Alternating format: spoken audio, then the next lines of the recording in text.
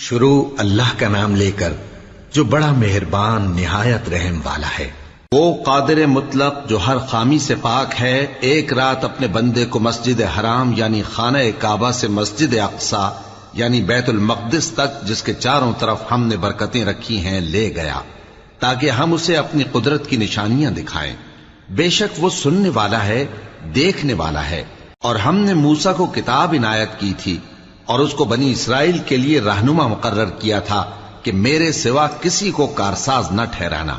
اے ان لوگوں کی اولاد جن کو ہم نے نوح کے ساتھ کشتی میں سوار کیا تھا، بے شک نوح ہمارے شکر گزار بندے تھے۔ اور ہم نے کتاب میں بنی اسرائیل سے کہہ دیا تھا کہ تم زمین میں 2 دفعہ فساد مچاؤ گے اور بڑی سرکشی کرو گے۔